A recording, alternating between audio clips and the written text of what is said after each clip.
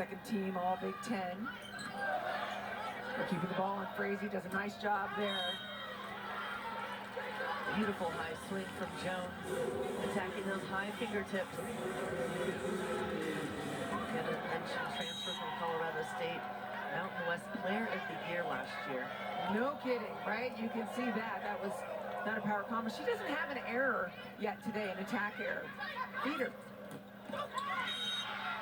Some good hang time there from Grace Heaney, coming in, waiting for that one.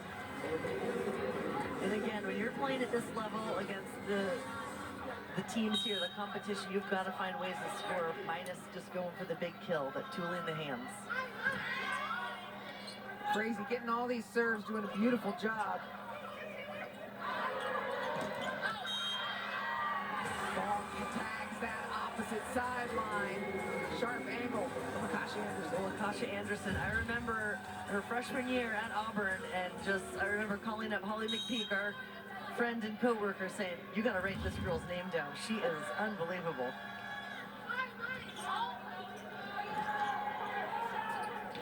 Jones plays within herself, keeps it in play.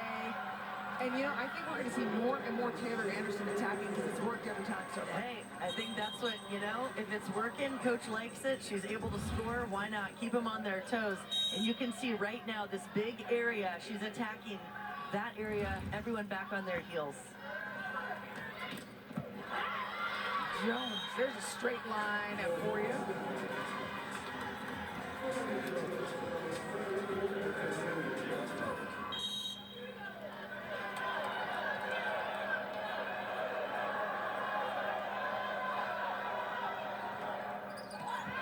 Jones pushes Ryan McAleer back. Akasha Anderson comes in again. Of course she's going to tip. Yeah, it's still working. That one, SMU is actually getting some players there on it, but not stopped. Kennedy Rogers still moving on that one, throws an arm out, and it just flings right off out of bounds. I'm ready to put somebody in the donut. Like, just... Hey. Give them a different look.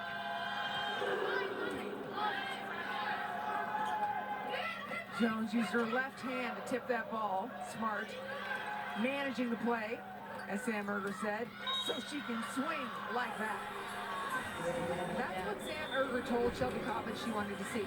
Manage it when you can't get a swing. That's right. Keep it alive. Don't make the error to give yourself a chance. And look at Malaya Jones coming in, looking like she's going to crank that one line and then going crossbody. She is a spark plug for this Mustang team. Playing completely within herself on the bad ones, making a manageable play, and on the great elite sets, killing. Great up. How about a jump set? Why not? Anderson again. The more you deny her, the less she's going to do it. That's the first time she has been denied. Well read by Faber Anyanwu. Anyanwu is a game changer at the net. She really reads well and started the season. That discipline, low and over, staying disciplined on her block was a big focus this season. And is Taylor Anderson going to try it again right here?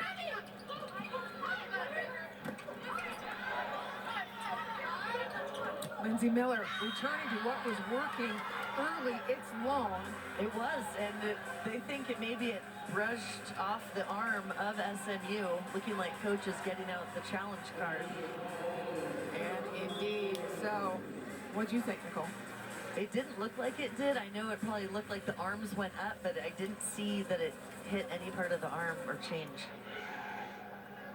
Purdue is challenging that there's no touch on the play. Well, play the Jeopardy music. We'll see. In the back court, no. I mean, in the front court, no.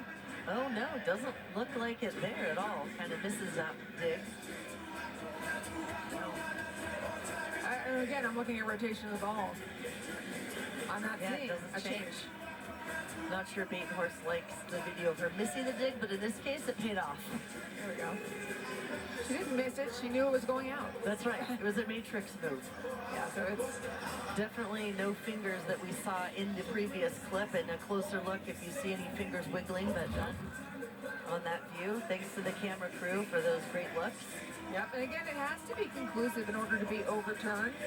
If they don't see conclusive evidence, the call can either stand as it is, to be overturned, or it can be confirmed.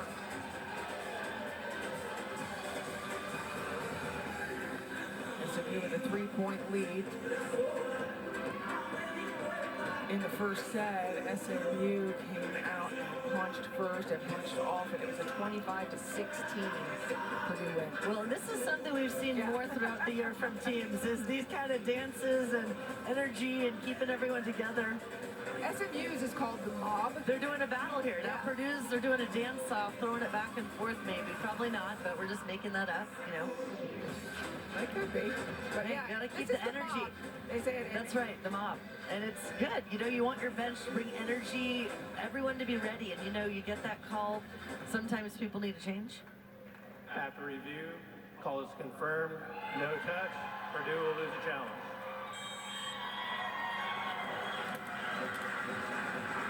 I was telling you I might need readers lately, but maybe I don't after all. Yeah, there you go. If not, I'll give you mine.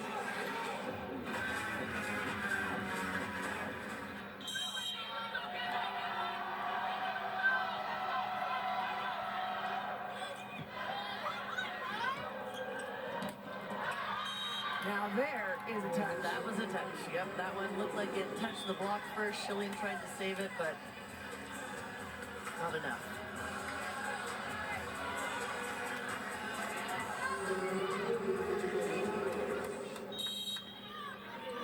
Rachel Williams in now to serve for the Boilermakers.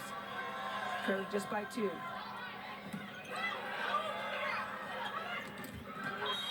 Jones, her first attack error of the match.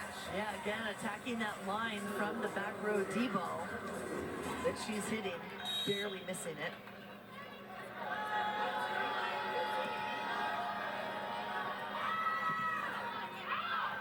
Ball is long.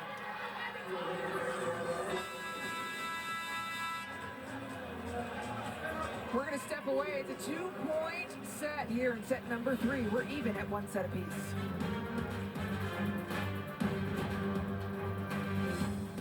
At Burger King, you write the rules of value. New rule number It's expecting perfection. It's only her second attack error.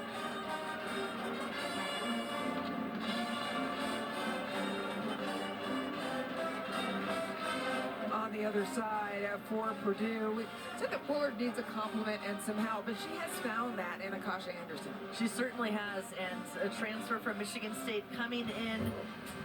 Just been a key player at every program she's been at. Started at Auburn, Michigan State, and now Purdue. And she was mostly a 6th rotation player, but at Purdue, playing the front row, really focusing on that offense and coming up big here. She's got a big arm, heavy swings, but she knows the right shot at the right time, tooling the block or coming up with the soft tips and having a lot of success with this SMU defense. They haven't quite adjusted to those soft tips that she's been doing.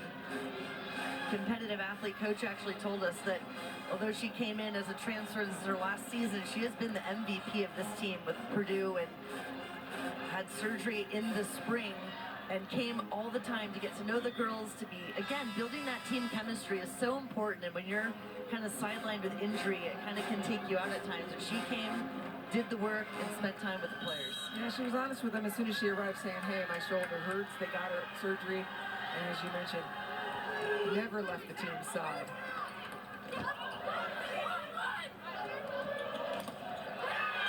That's a shutdown, a loose there in favor on Yanwu. Well, this SMU team kind of has a little bit of an edge to them, and they play best when they're getting a little bit fiery there. Take a look at this block. Anyanwu, again, those hands so disciplined, an area of focus for her that she has really worked on this season with the block. Casey Batenhorst serving both his setters front court. Taylor Anderson loves to attack, a reminder. Wow, that's a rip, but the officials are saying there was a touch by SMU. Sam Erger asking, did anybody touch it? And it looks Somebody like, said yes. Yeah, Carlson was up there kind of giving her the nod. She's making a confirmation look now. But hey, you know, as a player, you don't want your coach to lose the challenge, so if you think they're going to see it. Frazee in to help pass. Wilburn passing as well, and then she's going to be attacking in the front court.